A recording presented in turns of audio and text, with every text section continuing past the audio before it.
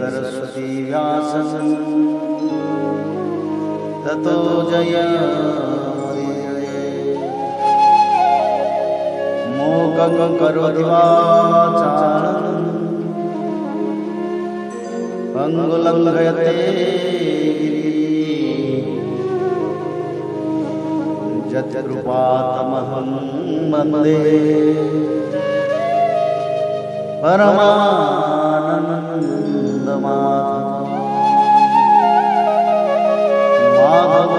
माधवो वाक्यं माधवो हरि परन्ते साधवा नित्यं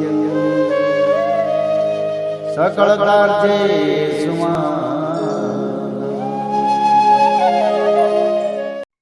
जय जगन्नाथ।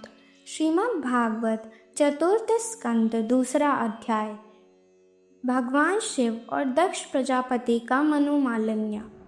विदुर जी ने पूछा, ब्राह्मण प्रजापति दक्ष तो अपनी लड़कियों से बहुत ही स्नेह रखते थे, फिर उन्होंने अपनी कन्या सती का अनादर करके शीलवानों में सबसे श्रेष्ठ श्री महादेव जी से द्वेष क्यों किया?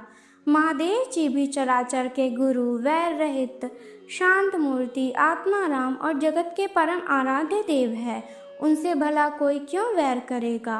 भगवान, उन ससुर और दामाद में इतना विद्वेष कैसे हो गया, जिसके कारण सती ने अपने दुसत्यज प्राणों तक की बलि दे दी? यह आप मुझसे कहिए।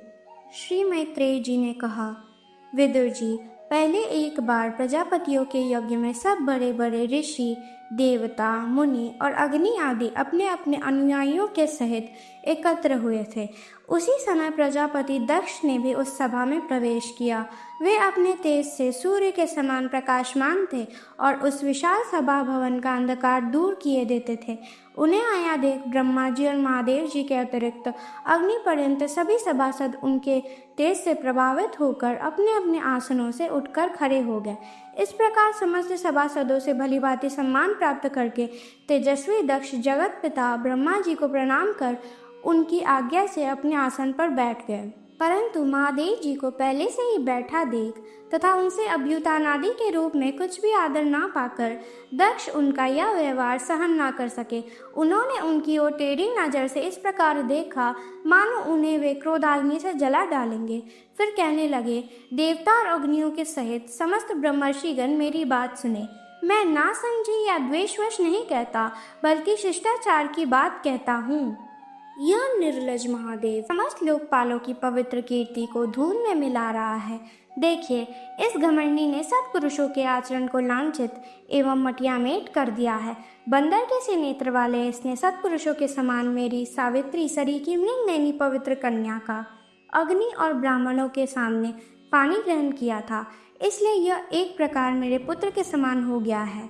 उचित तो यह था कि यह उठकर मेरा स्वागत करता, मुझे प्रणाम करता, परंतु इसने वाणी से भी मेरा सत्कार नहीं किया। हाय, जिस प्रकार शूद्र को कोई वेद पढ़ा दे, उसी प्रकार मैंने इच्छा न होते हुए भी भावी वश इसको अपनी सुकुमारी कन्या दे दी। इसने सत्कर्म का लोप कर दिया। यह सदा पवित्र रहता है, बड़ा घमंडी है और धर्म की मर्यादा को तोड़ रहा है। यह प्रेतों के निवास स्थान भयंकर शमशानों में भूत प्रेतों को साथ लिए घूमता रहता है। पूरे पागल की तरह सिर के बाल बिखेरे नंग धरंग भटकता है, कभी हंसता है, कभी रोता है। यह सारे शरीर पर चिता की अपवित्र भस्म लपेटे रहता है। गले में भूतों के पहनने योग्य नरमुंडों की माला और सारे शरीर में हड्डियों के गहने पहने रहता है। यह बस नाम भर का ही शिव है, वास्तव में है पूरा अशिव, अमंगल रूप।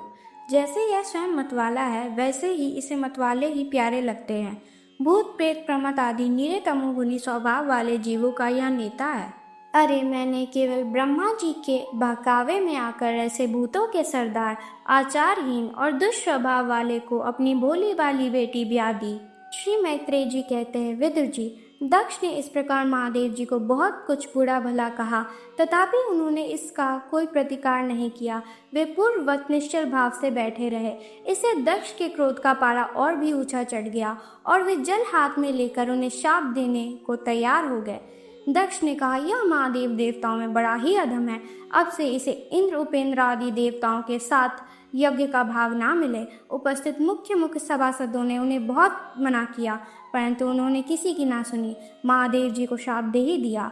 फिर वे अत्यंत क्रोधित हो उस सभा से निकलकर अपने घर चले गए। जब श्री शंकर जी के अनुयायियों में अग्रगण्य नंदीश्वर को मालूम हुआ कि दक्ष ने शाप दिया है, तो वे क्रोध से तमतमा उठे और उन्होंने दक्ष तथा उन ब्राह्मणों को जिन्होंने दक्ष के दुर्वचनों का अनुमोदन किया था, बड़ा भयंकर शाप दिया। वे बोले, जो इस मरण धर्मा शरीर में ही अभिमान करके किसी से भी द्रोह न करने वाले भगवान शंकर से द्वेष करता है, वह भेद बुद्धि वाला मूर्ख दक्ष तत्व ज्ञान से विमुख ही रहे। यह चातुर्मासी यज्ञ करने वाले को अक्षय पुण्य प्राप्त होता है। आदि अर्थवाद रूप वेद वाक्यों से मोहित एवं विवेक भ्रष्ट होकर विषय सुख की इच्छा से कपट धर्ममय गृहस्थ आश्रम में आसक्त रहकर कर्म कांड में ही लगा रहता है। इसकी बुद्धि देह आदि में आत्मभाव का चिंतन करने वाली है। उसके द्वारा इसने आत्मस्वरूप को भुला दिया है। यह साक्षात पशु के ही समान है, अतः अत्यंत स्त्री लंपट हो और शीघ्र ही इसका मुंह बकरे का हो जाए। यह मूर्ख कर्ममय अविद्या को ही विद्या समझता है। इसलिए यह और जो लोग भगवान शंकर का अपमान करने वाले इस दुष्ट के पीछे पीछे चलने वाले हैं, वे सभी जन्म मरण रूप संसार चक्र में पड़े रहे। वेदवाणी रूप लता फल श्रुति रूप पुष्पों से सुशोभित है। उसके कर्म फल रूप मनोमोहक गंध से इनके चित्त शुद्ध हो रहे हैं। इससे ये शंकर द्रोही कर्मों के जाल में ही फंसे रहे। ये ब्राह्मण लोग भक्ष्या भक्ष्य के विचार को छोड़कर केवल पेट पाने के लिए ही विद्या, तप और व्रत आदि का आश्रय ले तथा धन, शरीर और इंद्रियों के सुख को ही सुख मानकर उन्हीं के गुलाम बनकर दुनिया में भीख मांगते भटका करे। नंदीश्वर के मुख से इस प्रकार ब्राह्मण कुल के लिए शाप सुनकर उसके बदले में भृगु जी ने यह दुस्तर शाप रूप ब्रह्मदंड दिया। जो लोग शिव भक्त है तथा जो उन भक्तों के अनुयायी है, वे सच शास्त्रों के विरुद्ध आचरण करने वाले और पाखंडी हो। जो लोग शौचाचार विहीन, मंद बुद्धि तथा जटा, राख और हड्डियों को धारण करने वाले हैं, वे ही शैव संप्रदाय में दीक्षित हो, जिसमें सुरा और आसा भी देवताओं के समान आदरणीय है।